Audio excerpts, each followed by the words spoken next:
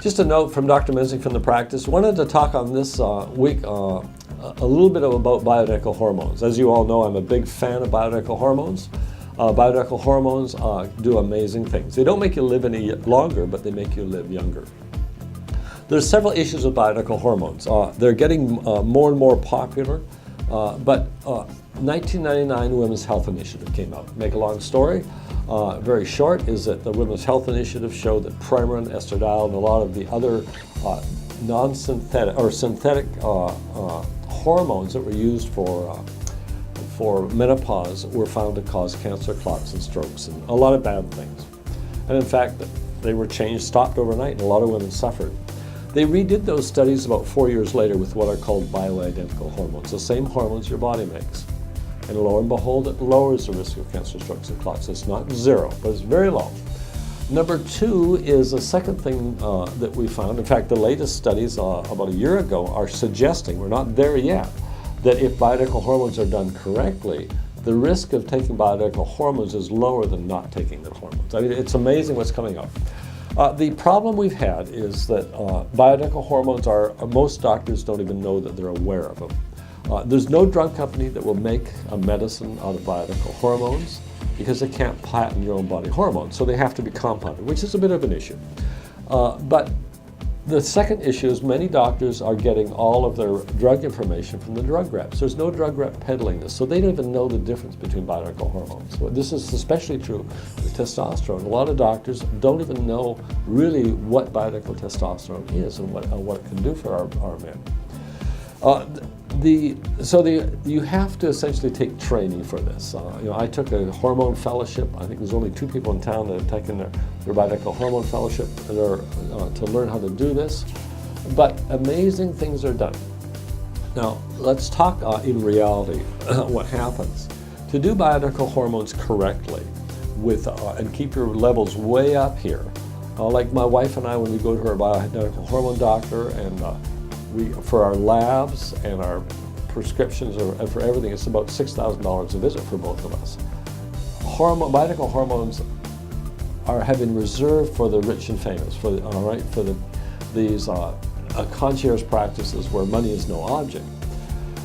Our patients can't afford that. So what we have done is we have taken our patients and we're keeping them not way up here but down here, not quite as high. But amazing things happen, and we can do this clinically for our patients so they can offer that to them. Number 2, we do offer for our patients, if you want, I can do some limited hormone testing, urine hormone testing. It costs about $150. It's not covered by insurances to make sure that's what they call the 2:16 ratio is low. That's the ratio that is a very strong predictor of whether you get breast, ovarian, and endometrial cancer. The next thing that we do for all our patients on bioidentical hormones, 2 things. For the women, we give them iodide, and a lot of women don't understand why. But here's something that came out about 4 years ago.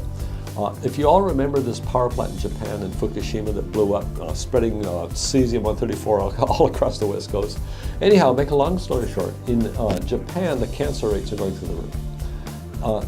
4 years ago it was published, there's 3 counties just south downwind of Fukushima, 0 instances of breast, ovarian, and endometrial cancer. Then they said, why? It makes no sense. I mean, the rest of the country is having all these major problems with all this radiation. Well, these people live on the ocean, they live on seaweed and kelp, they take 18 milligrams of iodine a day. Well, to make a long story short, they studied this, and if you take more than 12 milligrams of iodine a day, that iodine becomes apoptotic. Literally, that means it kills breast, ovarian, and endometrial cancer cells.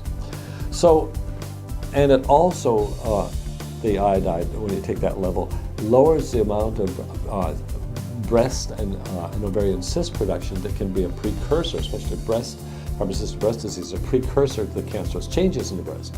So, again, this is something that we do a lot for our patients. We give them 12.5 milligrams of iodine. It's cheap, it's not expensive, there's very little downside, tremendous upside. And I can't tell you, my patients, that if you take that, you'll never get breast cancer. We're not there yet. But we believe it lowers that risk profile, all right? The risks are small with the bioidentical hormones. In fact, I've never had a patient of mine get breast cancer on bioidentical hormones.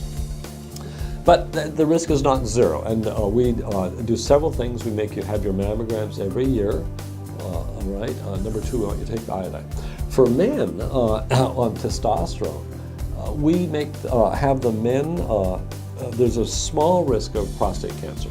For the bioidentical hormones, prostate cancer is very, very low. For the non-bioidentical synthetic hormone, testosterone, the risks are actually up there quite a bit. But everybody gets a PSA once a year checked for the men to make sure there's no prostate cancer.